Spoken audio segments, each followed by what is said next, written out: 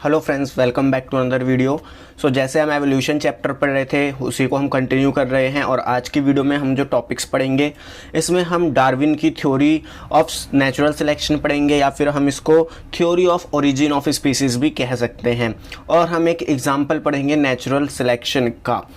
Time waste ना करते हुए वीडियो को स्टार्ट करते हैं।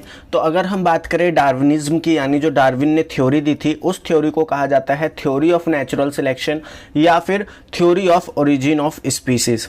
अब देखो, मैंने आपको प्रीवियस वीडियो में जब हम एडेप्टिव रेडिएशन के बारे में पढ़ रहे थे तो मैंने आपको बताया था कि जो डार्विन थे वो अपनी शिप लेके, जिसका नाम था HMS बीगल, उस शिप को लेके वो ट्रैवल कर रहे थे, दुनिया को एक्सप्लोर कर रहे थे, वहाँ की डाइवर्सिटी को एक्सप्लोर कर रहे थे। तब वो कहाँ गए थे? तब वो गए थे गैलापागोस आइलैंड पे और उन्होंने डार्विन फिंचेस के बारे में, या कह सकते हो एडेप्टिव रेडिएशन के बारे में बताया।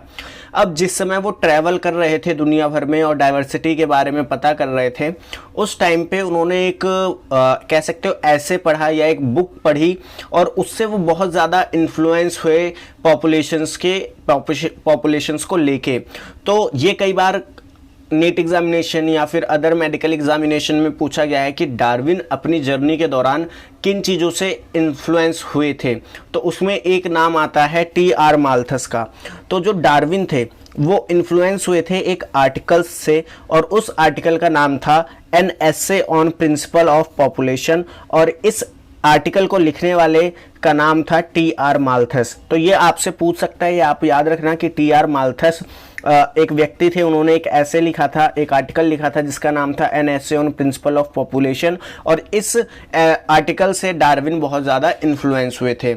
अब एक और साइंटिस्ट थे जिनका नाम था एल्फ्रेड वेलिस। एल्फ्रेड वेलिस एक नेचुरलिस्ट थे जो कि वर्क कर रहे थे मलाया आर्चिपेलागो आइसलैंड पे। अब ये मलाया आर्चिपेलागो आइलैंड क्या है? मलाया आर्चिपेलागो जो हमारा आइलैंड है, इस टाइम पे इसको इंडोनेशिया के नाम से जाना जाता है। ठीक है, तो सेम टाइम पे जब डार्विन ने अपनी थ्योरी दी थी, theory of natural selection and theory of origin species, उसी टाइम पे एल्फ्रेड वेलिस ने भी अपनी थ्योरी दी थी जो सेम चीज़ों पे ही बात करती थी या उनका सेम कंक्लूजन था। बट एल्फ्रेड वेलिस का नाम उतना फेमस नहीं हो पाया क्योंकि जो डार्विन थे वो बहुत बड़े साइंटिस्ट थे और उन पे काफ़ी ज़्यादा पैसा था, तो उनका काम ज़्यादा पब्लिश हुआ और वो ज़्यादा फेमस हुए, लेकिन एल्फ्रेड वेलिस को उतनी मान्यता नहीं मिली। वही यहाँ पे लिखा गया है कि a naturalist who work in Malaya archipelago he came to similar conclusion around the same time. Same time पे वो सेम कंक्लूजन पे आए थे कि जो नेचर है वही ऑर्गेनिजम्स को सिलेक्ट करती है और वही वेरिएशन के लिए रिस्पॉन्सिबल होती है या एवोल्यूशन के लिए रिस्पॉन्सिबल होती है। अब थ्योरी ऑफ नेचुरल सिलेक्शन के जो मेन पॉइंट थे उसमें सबसे पहला ये है high rate of reproduction. High rate of reproduction मतलब जो भी ऑर्गेनिज्म हैं अगर उन्हें सर्वाइव कर रहा है तो उनका हाई रेट ऑफ रिप्रोडक्शन होना चाहिए, क्योंकि हाई रेट ऑफ रिप्रोडक्शन से उनकी प्रोजेनी जल्दी जल्दी बनेगी, फिर उनकी प्रोजेनी जल्दी बनेगी, यानी जनरेशन जल्दी जल्दी आगे बढ़ेगी। तो वहाँ पे वेरिएशन और एवोल्यूशन का चांस बढ़ जाता है जिससे वो नेचर के साथ साथ मूव करते हैं। इसीलिए उन्होंने कहा कि जो भी ऑर्गेनिज्म है उनका हाई रेट ऑफ रिप्रोडक्शन होना चाहिए। सेकंड बात इन्होंने कही कि जो टोटल नंबर होता है पॉपुलेशंस का या इंडिविजुअल का वो ऑलमोस्ट कांस्टेंट होता है, क्योंकि जो रिसोर्सेज है वो लिमिटेड है। आपको पता है रिसोर्सेज यानी जो भी संसाधन है हमारी पृथ्वी पे सब लिमिटेड है और उन्हें बनने में काफ़ी साल लगता है या काफ़ी समय लगता है। तो इन्होंने कहा कि जो भी पॉपुलेशन है, जो भी इंडिविजुअल है, उनका जो नंबर है वो ऑलमोस्ट लिमिटेड कह सकते हो, ऑलमोस्ट कॉन्स्टेंट रहता है क्योंकि जो रिसोर्सेज है वो लिमिटेड है। तीसरा इन्होंने कहा कि क्योंकि अब देखो समझना इस चीज को, क्योंकि हमारे रिसोर्सेज लिमिटेड है, total number of individual constant रहने हैं, तो यहाँ पे क्या होता है? स्ट्रगल होता है for existence. Struggle for existence कहने का मतलब क्या है? यहाँ पे कंपटीशन होता है। जैसे कि आप नीट एग्जाम देते हो, ठीक है, नीट एग्जाम देते हो, नीट एग्जामिनेशन में मान लो आपके कॉलेज में 1 लाख सीट, जो मेडिकल कॉलेजेस हैं MBBS के, उसमें 1 लाख सीट है। ठीक है, 1 लाख सीट है। तो अब देखो जो फॉर्म भरे जाते हैं, अगर मैं आपको 2022 का डेटा भरूं, 18 लाख बच्चों ने फॉर्म भरे हैं। तो आप देखो इन 18 लाख में से मान लो ये क्या है? ये टोटल नंबर ऑफ इंडिविजुअल है। ठीक है, और इंडिविजुअल होने कितने चाहिए? 1 लाख होने चाहिए, क्योंकि ये नंबर कांस्टेंट है, इससे ज्यादा नहीं हो सकता। तो अब ये 18 लाख क्या करेंगे, आपस में स्ट्रगल करेंगे एग्जिस्टेंस के लिए कि ये इस मेडिकल कॉलेज में चले जाए, इसलिए ये क्या करेंगे, स्ट्रगल करेंगे। इसी चीज को हमने बोला कंपटीशन। अब ये जो कंपटीशन होता है ये 2 तरीके का होता है। एक होता है इंट्रा स्पेसिफिक, एक होता है इंट्रा स्पेसिफिक, एक होता है इंटर स्पेसिफिक। अगर मैं बात करूं इंट्रा स्पेसिफिक की, तो यहां पे इंट्रा स्पेसिफिक में क्या होता है कि ये एक स्पीसीज है, इन स्पीसीज के मेंबर्स के बीच में ही आपस में कंपटीशन होता है, इसको हम बोलते हैं इंट्रा स्पेसिफिक। कि जब एक ही स्पीसीज के सेम इंडिविजुअल्स के बीच में कंपटीशन हो तो वो इंटर स्पीसीज है। वहीं अगर बात करें इंटर स्पीसीज की, तो इंटर स्पीसीज में क्या होता है कि एक पॉपुलेशन ये है, ये दूसरी पॉपुलेशन है, ये पॉपुलेशन ए है, ये पॉपुलेशन बी है। अब जब पॉपुलेशन ए और पॉपुलेशन बी के इंडिविजुअल्स के बीच में जो कंपटीशन होगा उसे हम इंटर स्पीसीज बोलेंगे, ठीक है। और यही जो कंपटीशन होता है इंटर स्पीसीज, 2 स्पीसीज के बीच का जो कंपटीशन होता है, यही रिस्पॉन्सिबल होता है एवोल्यूशन के लिए। आई होप इतनी बात आपको समझ में आ गई। नेक्स्ट बात इन्होंने कही वेरिएशन और हेरिडिटी को लेके। हेरिडिटी का मतलब क्या होता है कि जो भी आपके अंदर चेंजेस आए हैं आपकी बॉडी में, वो आप अपनी जनरेशन में ट्रांसफर करो, फिर वो अपने जनरेशन में ट्रांसफर करे, फिर वो यानी पेरेंट से प्रोजेनी में जाए, फिर उस प्रोजेनी से उसकी प्रोजेनी में जाए, फिर उसकी प्रोजेनी से उसकी प्रोजेनी में जाए। तो ये जो ट्रांसफर होता है चीज़ों का, इसी को हम बोलते हैं हेरिडिटी। तो डार्विन ने कहा कि जो वेरिएशन होती है वो 2 तरीके की होती है, एक होती है एडेप्टिव, एक होती है नॉन एडेप्टिव। क्योंकि देखो वेरिएशन यानी बॉडी में चेंजेस आना एक अलग अलग चीज़ें हैं, मतलब वो आपको फेवर भी कर सकती है, आपके अनफेवरेबल भी हो सकती है। तो जो वेरिएशन हमारे फेवरेबल होती है यानी नेचर जिसे सिलेक्ट करता है, उस वेरिएशन को हम एडेप्टिव बोलते हैं, और जो हमारे लिए अनफेवरेबल होती है जिसको नेचर सिलेक्ट नहीं करता, उसको हम नॉन एडेप्टिव बोलते हैं। और ये जो एडेप्टिव होती है यही एवोल्यूशन में मदद करती है। इसके बाद 5वां पॉइंट इन्होंने लिखा नेचुरल सिलेक्शन का। डार्विन ने कहा कि वो इंडिविजुअल जिसमें मैक्सिमम यूजफुल वेरिएशन होंगी, या कह सकते हो मैक्सिमम यूजफुल एडेप्टिव वेरिएशन होगी, उसी को नेचर सिलेक्ट करेगा, और इसी को हम बोलते हैं नेचुरल सिलेक्शन। इसके बाद इन्होंने नेक्स्ट पॉइंट कहा survival of fitness. Survival of fitness में इन्होंने बताया कि जो फिटनेस होती है वो एंड रिजल्ट होता है किसी भी एबिलिटी का, कि नेचर उसको अडेप्ट कर ले, मतलब नेचर के साथ वो अडेप्ट हो। जैसे नेचर में चेंजेस आ रहा है, मान लो नेचर में अभी एक टाइम पे पानी की कमी होगी, तो अब वो इंडिविजुअल्स जो इस चीज को अडेप्ट कर लेंगे और जो एफिशिएंसी है वाटर को यूज करने की, उस एफिशिएंसी को बढ़ा देंगे, तो वो फिट माने जाएंगे, क्योंकि नेचर उनको सेलेक्ट करेगा, क्योंकि वो कम पानी में भी सर्वाइव कर रहे हैं। तो यही है सर्वाइवल ऑफ फिटेस्ट। अब हम बात करते हैं डार्विन के 2 की कॉन्सेप्ट्स की, जो बहुत बार पूछा गया है बोर्ड एग्जामिनेशन, नीट एग्जामिनेशन और कई सारे मेडिकल एग्जामिनेशन में।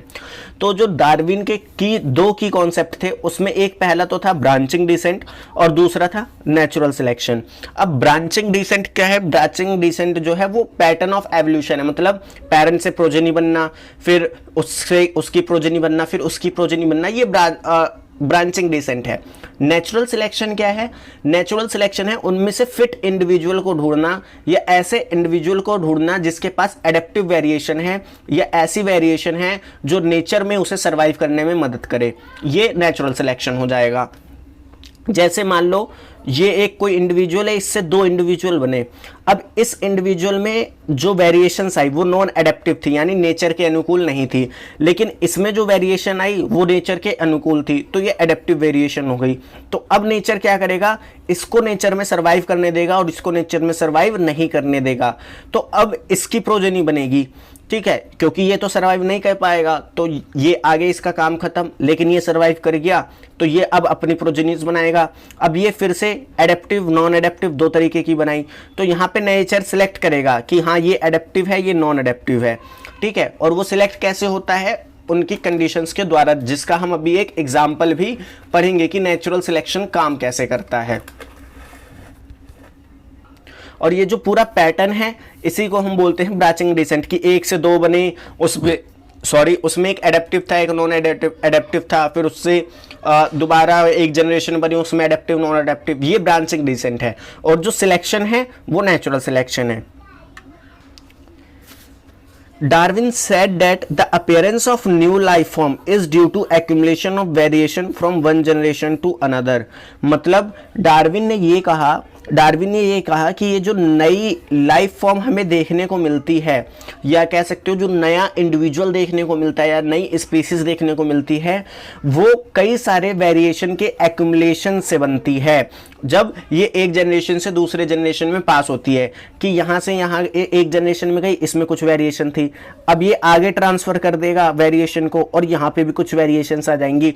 तो जब वेरिएशन इकट्ठी होती हैं तो उससे एक नई लाइफ फॉर्म बनती है। अब जो डार्विन थे उनकी कुछ अदर थ्योरी भी थी स्पीसीज को लेके, जैसे theory of artificial selection and theory of sexual selection. ये मैंने आपको बता दिया, इसे याद रख लेना। अब हम एक नेचुरल सिलेक्शन का एग्जाम्पल पढ़ते हैं जिसको हम बोलते हैं इंडस्ट्रियल मेलानिज्म, जो कि बहुत ज़्यादा पूछा जाता है। इसमें हम पीपड़ मॉथ के बारे में पढ़ेंगे जिनका साइंटिफिक नाम होता है बिस्टन ब्यूटलेरिया।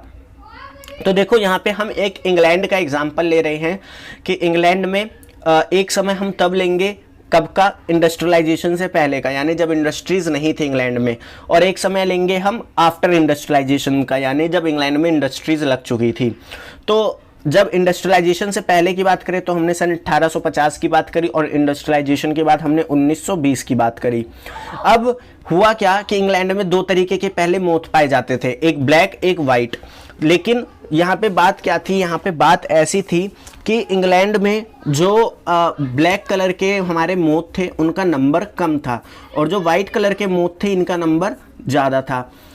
अब हुआ ये आया किस वजह से, यानी ये जो वाइट कलर की मोथ है इनका नंबर ज़्यादा क्यों रहा और जो ब्लैक कलर का मोथ है इनका नंबर कम क्यों रहा।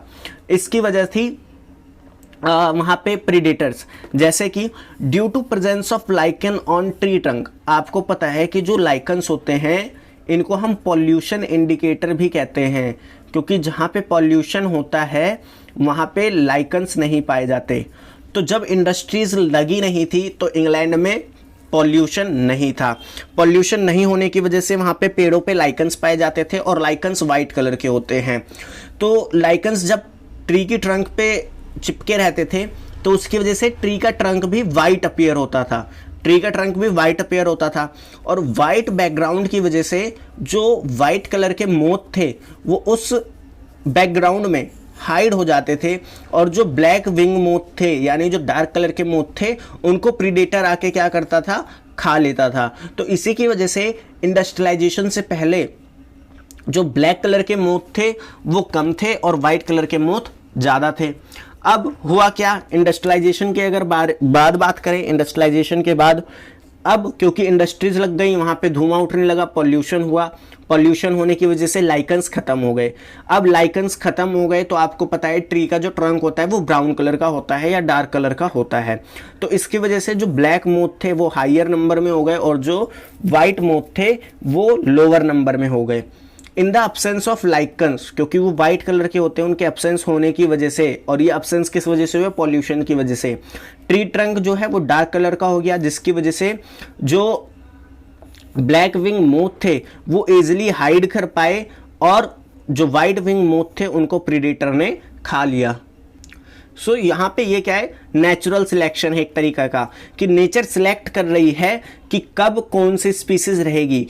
जब इंडस्ट्रियलाइजेशन नहीं हुआ था तो जो नेचर है वो वाइट विंग मोथ को फेवर कर रही थी, और इंडस्ट्रियलाइजेशन के बाद जो नेचर है वो डार्क कलर मोथ को फेवर कर रही थी। तो इंडस्ट्रियलाइजेशन से पहले वाइट विंग मोथ ज़्यादा थे और इंडस्ट्रियलाइजेशन के बाद डार्क विंग मोथ ज़्यादा थे। सो आई होप ये जो आपको डार्विन की थ्योरी थी एंड ये जो हमारा एग्जाम्पल था नेचुरल सिलेक्शन का, आपको अच्छे से समझ में आया होगा।